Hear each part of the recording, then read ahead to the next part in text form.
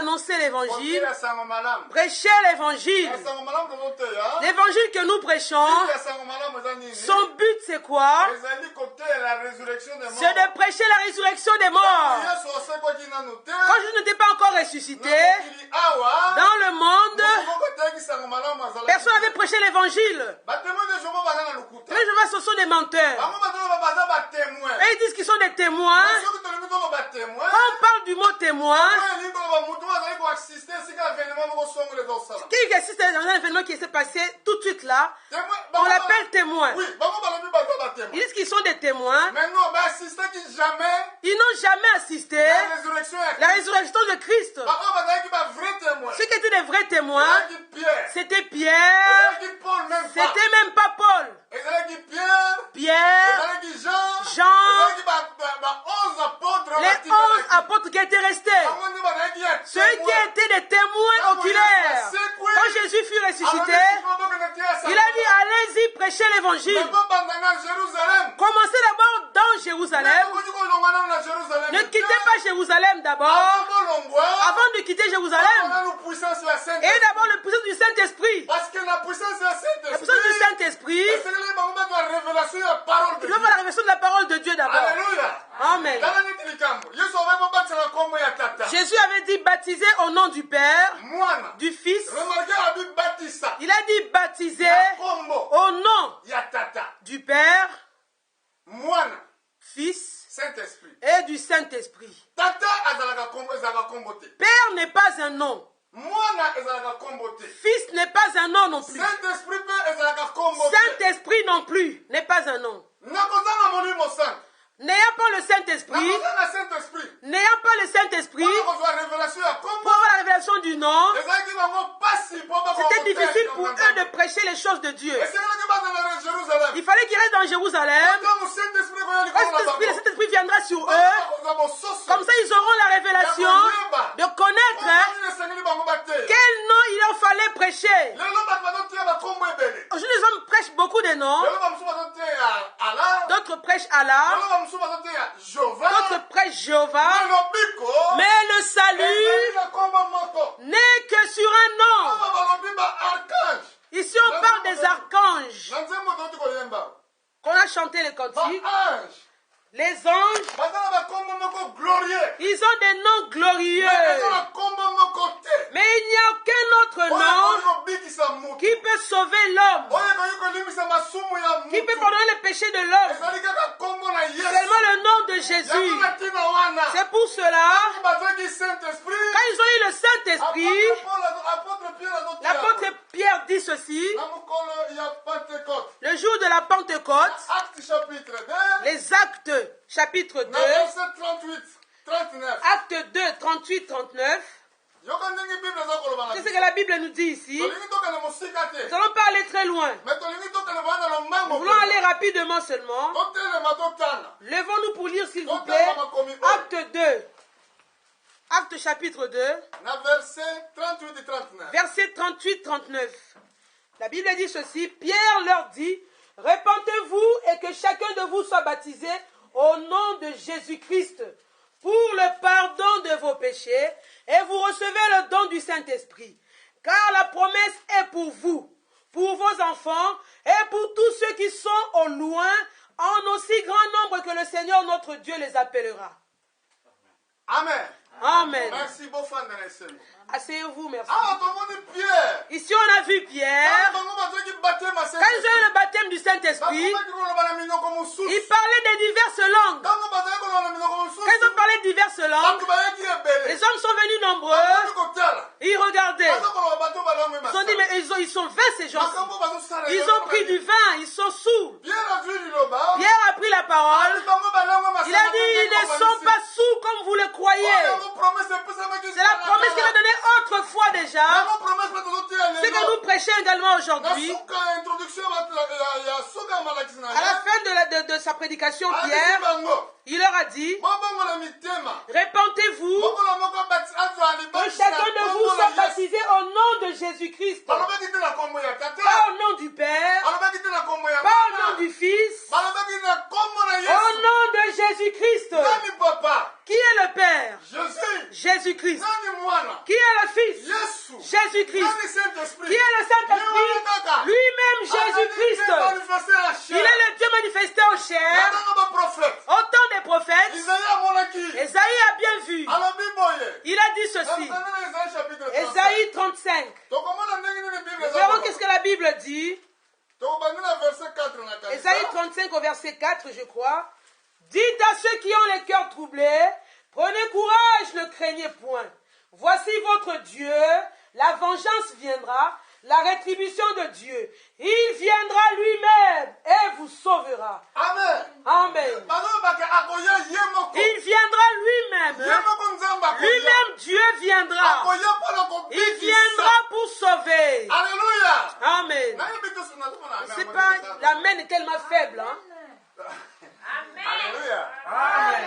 Introduction de on a écouté une belle introduction. Hein? Est-ce que vous comprenez? Vous avez compris? Après, vous allez accompagner l'ensemble. Accompagné d'un beau cantique. Moi, j'ai tiré ma prédication dans le cantique. Le cantique est aussi une prédication. Alléluia. Amen. Il est dit ceci. Dites à ceux qui ont le cœur troublé. Beaucoup ont le cœur troublé sur la terre. Premièrement, tous les hommes sur la terre ont peur de la mort. Quand une personne meurt, ceux qui ne connaissent pas encore Dieu, ces personnes-là s'inquiètent beaucoup. Elles disent que c'est fini. La personne est perdue. Là, on ne pourra plus la voir. Les cœurs sont troublés dans le monde entier. Les scientifiques disent ceci. On veut trouver un endroit là où il y a la vie pour aller vivre. On appelle les intelligents. Là, ils étudient pour aller sur Mars. Amen. Amen. Sur la terre, ils peuvent construire. Il y a beaucoup d'endroits pour construire. Il y a beaucoup d'endroits. Ici, ils n'ont pas besoin d'aller avec des fusées. Pourquoi ils sont comme ça? Ils sont des incrédules. Ils ne croient pas. Et qu'il y a une personne qui était morte pour les péchés de l'humanité. Pour les problèmes des hommes. Ils ne croient pas cela. Esaïe a bien vu ici, avant la venue de notre Seigneur, il a prophétisé ceci. Dites à ceux qui ont le cœur troublé, voici votre Dieu. Voici votre Dieu. Il viendra lui-même. Mais quand il est venu, il faut qu'il puisse avoir un corps humain. Dans Jean, et il m'a dit ceci, tu m'as formé un corps. Dieu s'est formé un corps. Dans ce corps-là, là où il a cohabité, Dieu était voilé dans le corps. Les hommes ne le comprenaient pas son langage. Un jour, il prêchait l'évangile. Quand il prêchait, il a regardé un frère qui était là, un frère paralytique. Il lui a dit, fils, tes péchés sont pardonnés. Quand il a dit fils, les pharisiens ont vu que c'était un blasphème. Une seule personne pouvait pardonner les péchés de l'homme. C'était Dieu. Mais lui, qui est-il pour dire fils, les péchés sont pardonnés? Jésus a vu leur cœur. Comment il peut voir leur cœur? Parce qu'il était Dieu. Il voyait vos cœurs. Comme vous êtes là ici, il connaît les sentiments de chacun de vous. Il connaît les besoins de chacun de vous. Il connaît les besoins qui est noble. Besoin qui est juste, le besoin qui est juste, il connaît. Le besoin qui n'est pas juste aussi, il le connaît. Dans tous les hommes qui sont venus vers Jésus, il y avait le paralytique. Il est venu en retard. C'est pas bien de venir en retard. Il faut venir à l'heure où le culte commence. J'ai écouté un témoignage. Ça m'a beaucoup fortifié. Une sœur s'appelle la sœur Honorine. Dieu l'a visitée, elle était morte. Hortense ou Honorine. J'avais une cassette sur cette sœur. La sœur a témoigné quand elle est revenue. Elle était morte en priant. Alors qu'ils priaient tous, Dieu l'a visitée. Elle était morte. Les gens la voyaient morte, mais elle était en vie quelque part autre. Elle n'était pas morte de l'autre côté. On lui a dit, viens, on va visiter des églises. Allez visiter des églises. Ils ont vu une église qui avait dit qu'on commence la réunion à 10h du matin. Les gens arrivaient à l'église vers 10h30, 10h20, 10h40.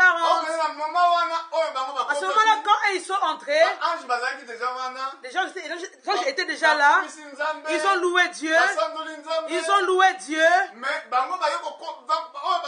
Ceux qui sont arrivés en retard, ils sont arrivés avec la chair. Tu vois pas que des fois quand tu arrives ici, tu es venu à l'église, c'est vrai.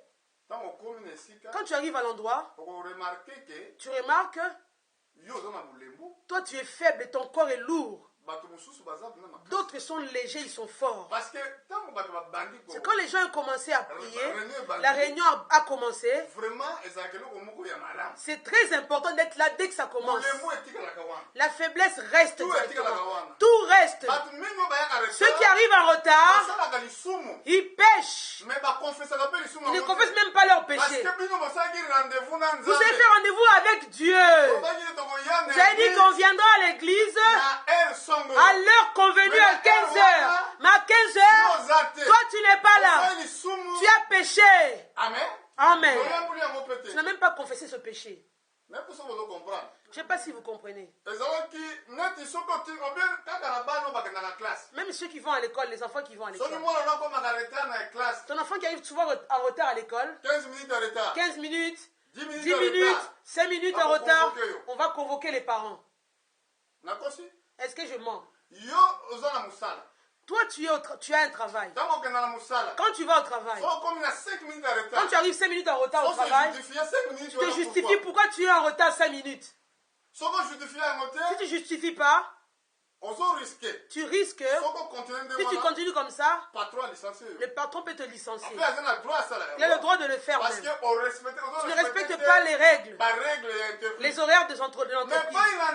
Mais pour Dieu, tu ne nous donnes pas l'honneur. L'honneur que nous nous donnons, ce n'est pas ça. Lui, Dieu qui est au-dessus de toutes choses, il doit recevoir l'honneur qu'il faut. Alléluia. Amen. Là-dessus, on a vraiment arrangé les choses. On a vu le prophète ici. Il parle de la venue du Seigneur. Il y a ceux qui ont les cœurs troublés. Dis-leur, votre Dieu viendra. Il viendra lui-même et vous sauvera. Jésus parlait, il prêchait dans une maison. Le paralytique est venu en retard. Pour qu'il rentre dans l'église paralytique, il fallait qu'on ouvre le toit de plafond. Quand ils ont ouvert le plafond, on a fait rentrer le paralytique. Lui qui est venu en retard, il fallait qu'il soit en retard. Mais en d'autres termes, pour moi je pense comme cela. Il suppliait les gens. Oh, amène-moi à l'église, pardon. Jésus est dans cette maison là-bas. Je voudrais le rencontrer. Oh, nous on n'a pas le temps, tu restes là. Mais qui peut m'aider? D'autres ont eu pitié de lui. Ils ont dit, bon, on va t'aider. Ils l'ont emmené. Arrivé maintenant, il a dit non. Ici, il ne me voit pas Jésus, il ne me voit pas. Il ne me voit pas. Jésus le voyait. Lui, il a dit non, il ne me voit pas là où je suis. Il a dit, qui est là? La maison appartient à qui? Ils ont aidé la personne de cette maison. Ceux-là qui sont mobilisés pour ce paralytique-là, ils ont ouvert le toit. Le monsieur a été gentil là pour sa maison. Qui peut donner les choses de sa maison pour la gloire de Dieu. Alléluia. Amen. Enlever ta gloire. Moi j'ai une belle maison. Tu peux pas enlever le toit de la maison. Non. Le monsieur là, tellement qu'il voulait que sa maison soit bénie, il a permis qu'on ouvre le toit. Quand on ouvre le toit, ça fait du bruit. Ça dérange même le Seigneur. Ce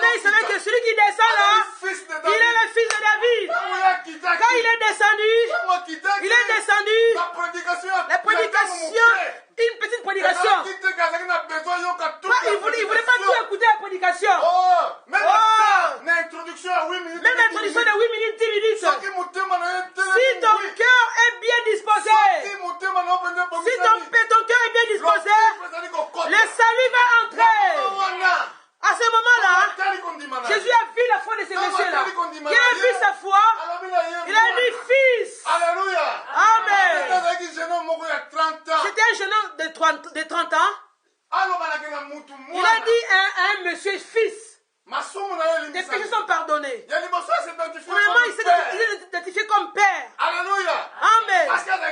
Il était père. Il fallait qu'il parle. Fils, tes péchés sont pardonnés. Depuis l'Ancien Testament jusqu'au Nouveau Testament, Jésus n'a pas été appelé père. Ok, vous pouvez appeler Dieu père. On l'appelait éternel. Éternel. Éternel. Quand Jésus est venu, quand il était né, il savait que Dieu est devenu père. Il est venu même s'identifier tant que fils, bien que nous tous, nous sommes dans la lignée des enfants de Dieu. Il nous a montré le modèle que nous devons suivre, comment nous devons marcher pour être les enfants de Dieu. C'est vrai, on va dans l'Ancien Testament. On parle de germe agité. Gerbe agité. C'était le premier fruit de la plantation. Quand ils ont pris le fruit, il amène au souverain sacrificateur. Le souverain sacrificateur va agiter comme ça le germe.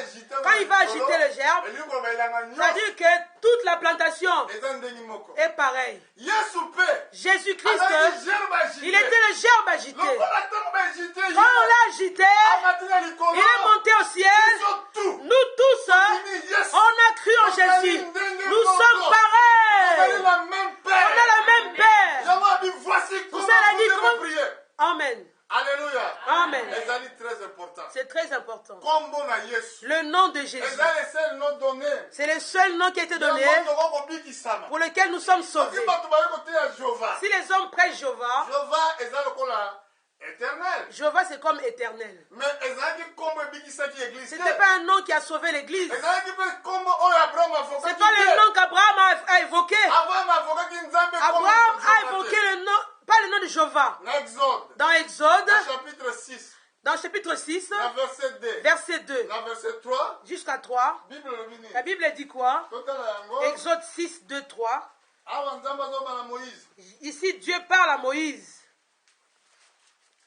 Exode 6, 2, 3. Dieu parla encore à Moïse et lui dit, je suis l'Éternel, je suis apparu à Abraham, à Isaac et à Jacob, comme le Dieu Tout-Puissant. Mais sous mon nom l'Éternel, je n'ai pas été reconnu par eux. Abraham, Isaac, Jacob, eux tous évoquaient le nom de Dieu. Ils évoquaient dans quel nom? Sous le nom de Dieu Tout-Puissant. Amen. Il appelait Dieu Tout-Puissant. La fois d'Israël arrivait en Égypte, quand Dieu est venu, dispensation a changé. Il a dit ceci, Abraham et Isaac et Jacob m'ont appelé Dieu Tout-Puissant. Mais ils ne m'ont pas reconnu en mon nom éternel. Comme étant que Yahvé. Ils ne m'ont pas connu sous ce nom-là. Israël a appelé Dieu Yahvé. C'est-à-dire éternel des armées. Pourquoi il est venu comme cela? Il est venu pour sauver. Sauver les enfants d'Israël qui étaient en servitude en Égypte. En servitude. Amen. Quand il les a sauvés, ils n'étaient pas sauvés encore. Alléluia. Amen. Israël, c'est l'image de l'église. Nous n'étions pas encore sauvés. Quand ils marchaient dans le désert, les enfants d'Israël, Dieu a donné la loi. Les animaux qu'ils pouvaient consommer, ceux qui n'étaient pas consommables. Tous les animaux qui avaient des fourches, non, ils ne pouvaient pas être consommés. Les animaux qui avaient des sabots qui étaient séparés en deux,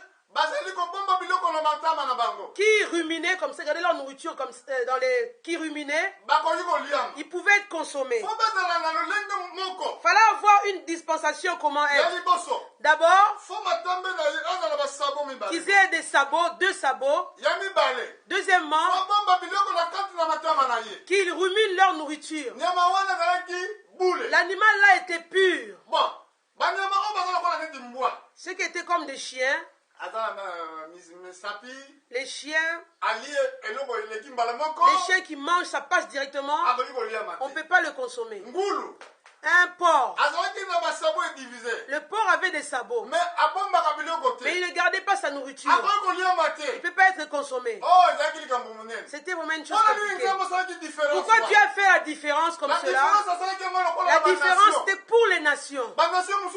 Les nations, notre nation était impure. Comme nous les païens, nous étions impurs. Israël, eux étaient purs. Ils ont fait la différence. Comme les animaux. C'était en attendant une loi. La loi là, quand ils ont reçu le Saint-Esprit, quand on a compris, c'est une loi, faire la différence entre les animaux. C'était le nom de Yahvé que Dieu a sauvé Israël. Mais pour nous les nations, on était encore dans le mal, dans le péché. On était loin de Dieu, mais Dieu voulait nous sauver. Il envoie Jésus. Quand Jésus est venu, il est mort pour nous. Il a porté nos péchés. Lui a pris ta place. Là où tu devais toi être condamné, lui fut condamné à ta place. Tes péchés, Dieu a mis ça sur Jésus. Tout cela, la loi, et donner l'image tous les enfants d'Israël, quand ils portaient l'animal pour faire le sacrifice, ça montrait la souffrance de Jésus. Est-ce que vous me comprenez? Tout le temps, les enfants d'Israël, ils prenaient l'animal pour le sacrifier, ça montrait la souffrance de Jésus. Ce n'est pas l'animal qui a péché. Le péché, c'est l'incrédulité. Le péché, c'est l'incrédulité. C'est ça le péché. Ce que les hommes font, boire l'alcool, fumer, c'est les attributs du péché. Comme tu ne crois pas, voilà, tu fais ces choses. Mais le péché, c'est l'incrédulité. Quand tu refuses de croire la parole de Dieu, voilà le péché. Israël, ils ont pris l'agneau pour chercher que Dieu pardonne leurs péchés. Ils annonçaient la venue de Jésus. Quand Jésus est venu, lui a pris ta souffrance. La Bible dit qu'il a pris ta souffrance. Pourquoi il a dit ça? Il a pris ta souffrance. L'image que les enfants d'Israël faisaient, c'était comme Jésus avait fait. Pour prendre tes péchés. Pour prendre mes péchés. Depuis qu'il est ressuscité, il est monté au ciel. La trompette a été jouée. La trompette de l'évangile. Répentez-vous. Celui qui croira, qui sera baptisé, sera sauvé. Il sera sauvé. Il sera sauvé en quel nom? Au nom de Jésus. C'est le seul nom donné à toi et à moi pour être sauvé. Je suis dans les livres des Actes. C'était Jean. Il partait dans le temple. Aller dans le temple. Ils ont vu un homme qui était souvent devant le temple. C'était un paralytique. Il a toujours été mis devant le temple. Pourquoi il était mis devant le temple? C'était pour qu'il puisse mendier. Il demandait de l'aide. Je remettrai dans mon cas où j'ai laissé plus loin l'autre paralytique. On a ouvert le toit pour qu'il rentre. Il est venu en retard à l'église. Amen. Dieu m'aide que je revienne là-dessus. Là, on voit encore un autre cas. Le paralytique là qui était placé devant l'église. Chaque jour, on emmène devant l'église pour qu'ils puissent mendier l'argent. Il n'avait pas besoin, il n'avait pas la force de travailler. On voulait lire cela. Acte 3.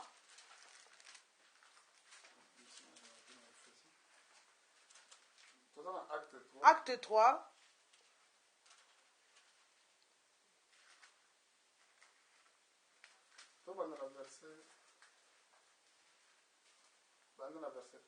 Acte 3, verset 1, je lis la parole.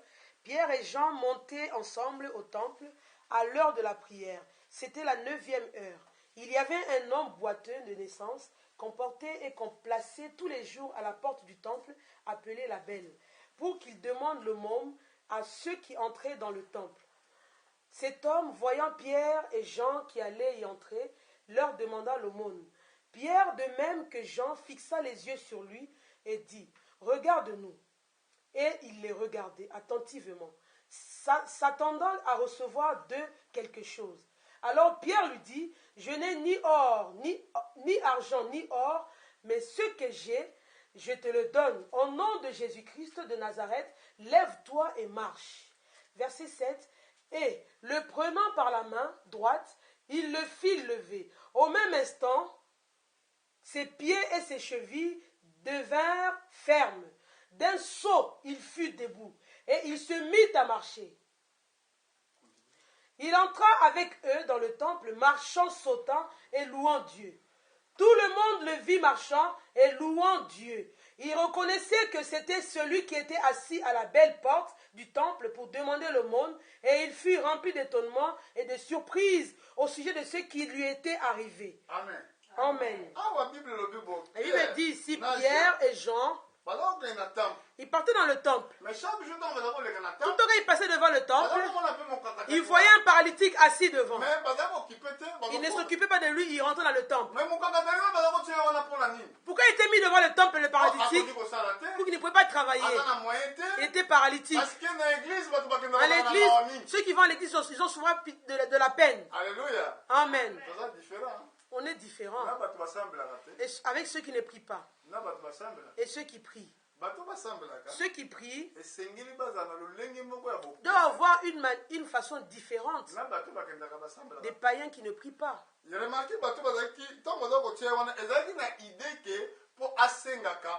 Ils plaçaient le paralytique devant le temple pour qu'il demande l'argent parce qu'il n'avait pas moyen de travailler. Là, Pierre montait dans le temple. Ils ont vu le paralytique. Ils ont dit, regarde-nous. Quand il les a regardés, ils lui ont communiqué quelque chose. Quand ils ont dit, regarde-nous, ils savaient comment lui donner quelque chose pour lui. Et Pierre et Jean lui dirent, nous n'avons ni argent, ni or, ni argent pour te donner. Mais ce que nous avons, que nous voulons te donner, au nom de Jésus-Christ de Nazareth, lève-toi. Alléluia. Amen. Tout de suite, il s'est levé, les pieds ont pris la forme. Il commence à sauter, à louer Dieu. Si nous réalisons comment Dieu nous a guéris, il nous a sauvés, même ta façon de frapper les mains va changer. La façon de chanter va changer. Parce que si on comprend, si tu réalises, si Dieu t'ouvre les yeux, de réaliser l'œuvre qu'il a faite pour toi à Golgotha, pour toi, pour tes maladies, pour ta souffrance, pour tes problèmes. Oh, tu vas changer ta façon de chanter. Ta façon de penser doit changer. Si tu ne peux pas encore changer, c'est que tu n'as pas réalisé. Mais le paralytique, il a réalisé tout de suite. Parce qu'il avait aussi tout laissé tomber. Il n'a pas besoin de l'argent qu'on avait donné. Amen. C'était pour un peu de temps. Lui, il a la force maintenant d'aller trouver l'argent au travail. Il va travailler maintenant. Il va bâtir. Il va se marier. Il va manger sa famille. Pas besoin d'aller mendier encore dehors. Pas besoin de ça. Alléluia. Amen. Vous avez réalisé que Jésus nous a donné une richesse. Richesse d'avoir le nom. Quel nom? Quel nom? D'abord, premièrement, nous sommes sauvés dans nos âmes, dans nos corps. Amen. Amen. Celui qui n'a pas encore reçu son baptême, qu'il l'arrange pour le recevoir. Amen. Amen. Peut-être vendredi, à la prière du soir, on va parler sur ça. Tu dois être parfait. La Bible dit ceci. Soyez parfait. Comme votre Père au ciel est parfait. La perfection doit être une réalité. Vive cela dans ton corps.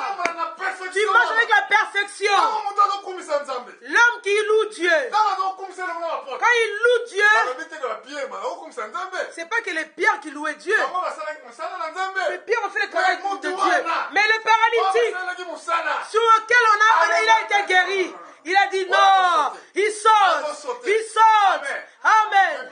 Mais vous ici, même pour taper les mains, on doit te pousser. Tape les mains, sœur. Oh, chante, sœur. Ouvre la bouche, s'il te plaît. Oh, je ne sais pas si vous avez réalisé. Je ne sais pas si vous réalisez.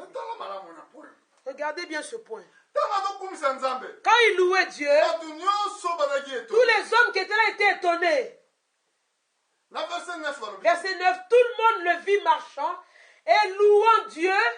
Il reconnaissait que c'était celui qui était assis à la belle porte du temple pour demander l'aumône.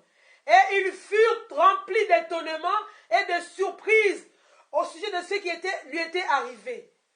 Comme ils ne quittaient pas Pierre et Jean, tout le monde étonné accourut vers eux au portique dit de Salomon.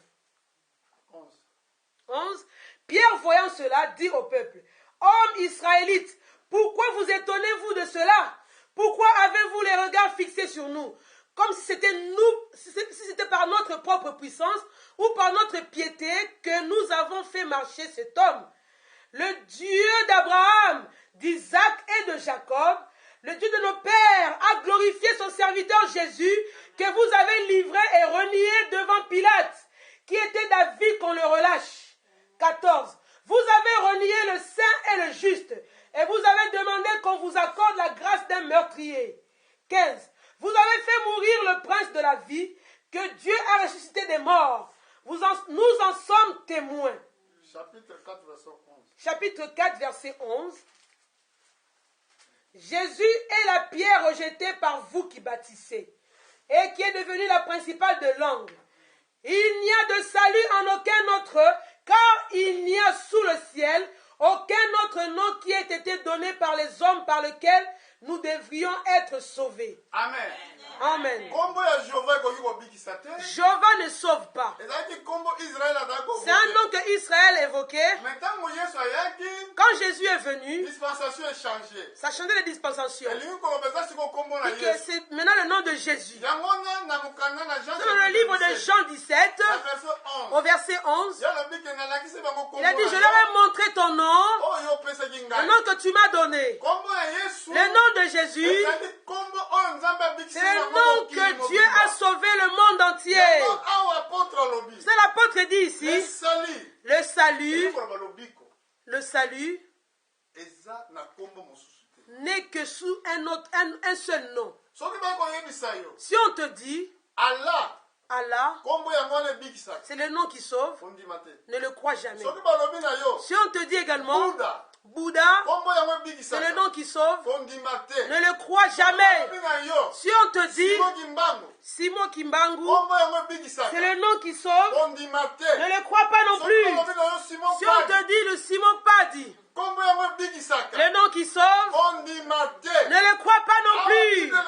Si la Bible dit ceci, sur la terre, au ciel, sur la terre, il n'y a aucun autre nom donné aux hommes pour être sauvés. Seulement le nom de Jésus. Quand tu fais confiance en ce Dieu-là, en ce nom-là, il te sera fait de la même manière. Comme on a vu le paralytique ici. Amen. Jésus l'a fait premièrement. Quand il a vu la foi du paralytique, quand il a vu sa foi, il lui a dit, fils, Pardonnez tes péchés. Mais écoutez les crédules qui étaient là, ils ont dit quoi? Les pharisiens. Ils ont dit dans leur cœur. C'est un blasphème.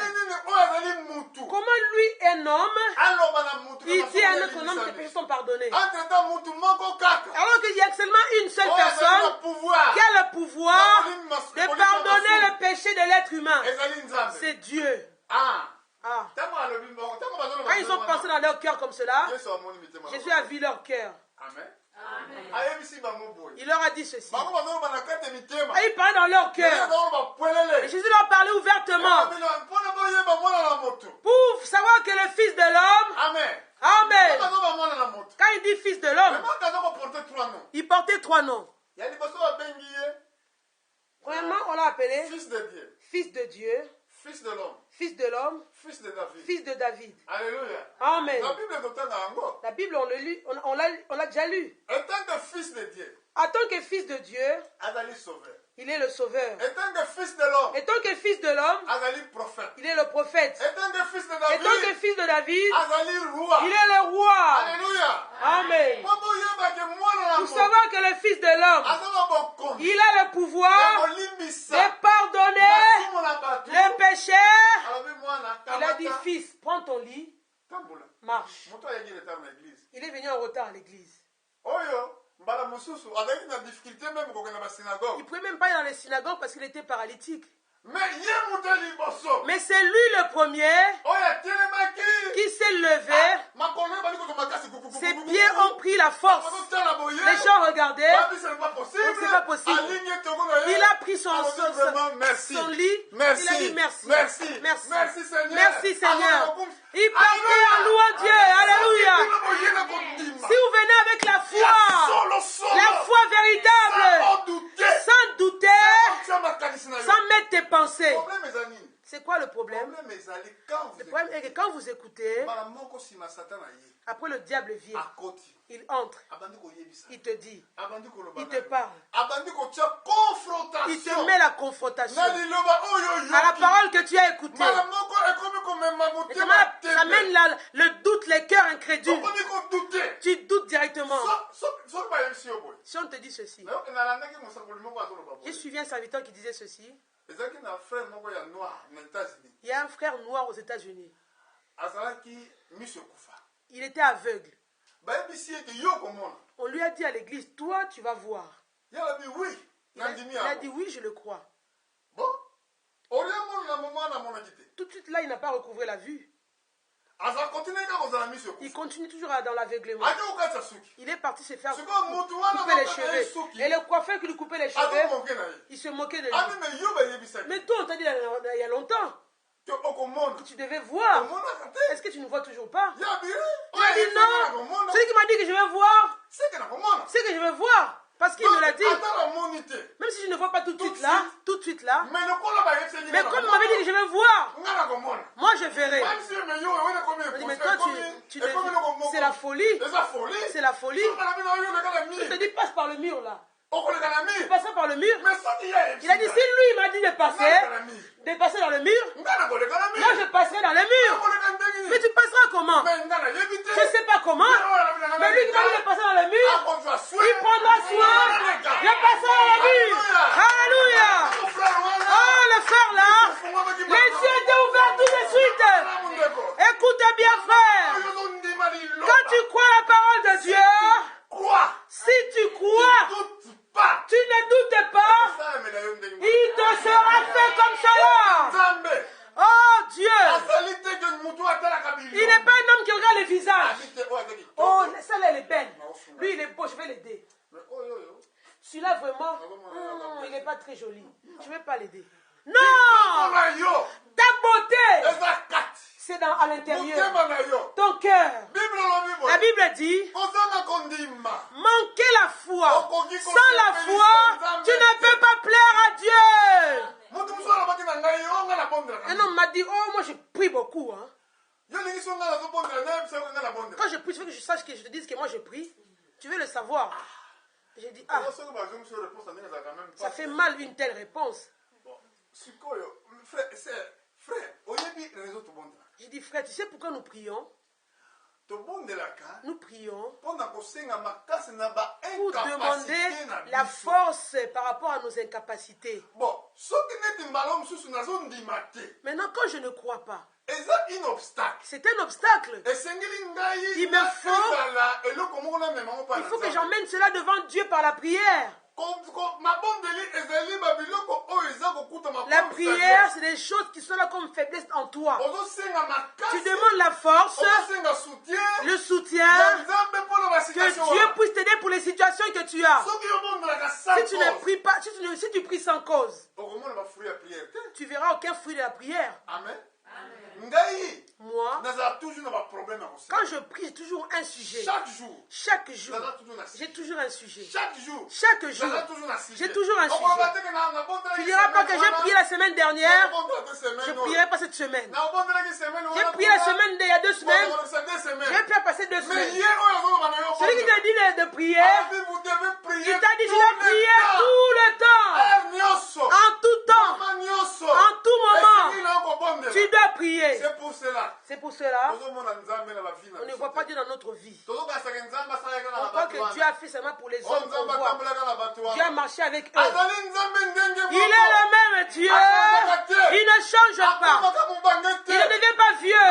Comme le ciel est éloigné, comme l'expansion de Dieu est éloignée par rapport à nos pensées. Lui, il est Dieu. Celui qui change les temps et les circonstances. Même si c'est compliqué ta circonstance, ton problème est difficile. Fais confiance à Dieu. Ne mets pas confiance dans le monde. Amen. Quand on parle du monde, les hommes qui ne connaissent pas Dieu. Je ne sais pas. Je suis dans l'introduction. J'ai gardé une chose. On va être très vigilant sur ça. La vigilance veut dire quoi? Être attentif. Jésus a demandé comme cela aux disciples. Je m'en vais pour terminer. Être attentif veut dire être prudent. Être prêt à écouter. Amen. Pour terminer, comment on peut faire pour réussir dans notre vie? Comme d'autres ont réussi. Amen.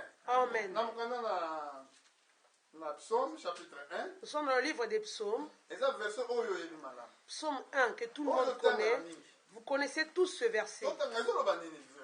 Ce verset dit quoi? Psaume chapitre 1 et nous terminerons ici. Psaume 1.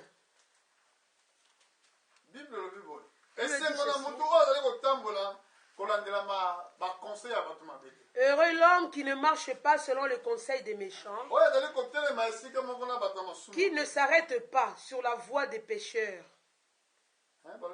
et qui ne s'assied pas en compagnie des moqueurs. Tu trouveras ces choses-là où? Dans la vie quotidienne, dans tes camarades, dans tes amis, dans la famille. Tu dois être différent. Même parmi tes frères, même parmi tes camarades, même dans ta famille, dans la chair. Amen. Le problème c'est quoi? Quand nous arrivons devant les gens qui ne croient pas Dieu, nous devenons comme eux. Alors que nous, Dieu nous a appelés, il nous a fait sortir du monde pour devenir lumière, devenir différents. Nous ne soyons pas comme eux. Il dit ceci, David qui parle. Heureux l'homme qui ne marche pas selon le conseil des méchants, qui ne s'arrête pas sur la voie des pécheurs, qui ne s'assoit pas en compagnie des moqueurs. Quand ils sont comme toi, tu rigoles avec eux. Quand ils parlent des discours mauvais, même ta bouche doit faire attention des paroles que tu dis. Aujourd'hui, le temps est mauvais. Vous les enfants à l'école, tu verras là où vous êtes des paroles arrogantes, des mauvaises paroles. Des paroles mauvaises. Des gros mots. Des gros mots, des paroles qui ne sont pas bonnes. Les films que vous regardez, les films qui sont mauvais. Amen. Amen. Il faut être dans cette parce différence. que Dieu te demande la perfection complète. Au verset 2, l'homme là, mais qui trouve son plaisir. Plaisir, c'est une chose qui est à l'intérieur de toi. Où se trouve ton plaisir? L'homme l'a trouvé son plaisir dans la loi de l'Éternel et qu'il la médite jour et nuit. Oh mon frère, ma soeur, c'est intérieurement le plaisir qu'on trouve cela. Le plaisir n'est pas extérieur. Une chose qui est en toi, à l'intérieur de toi. Amen. Amen. Il dit encore, il est comme un arbre planté près d'un courant d'eau. Un arbre planté près d'un courant d'eau. On connaît qui est l'eau. L'eau de la vie, Jésus. Amen. Amen. Quand tu médites la parole de Dieu jour et nuit, tu es planté près d'un courant d'eau. Parce que en Afrique, là où il fait très chaud, l'arbre là est toujours arrosé. C'est pareil. Quand l'homme se tient avec le Seigneur, c'est un homme qui est arrosé tout le temps.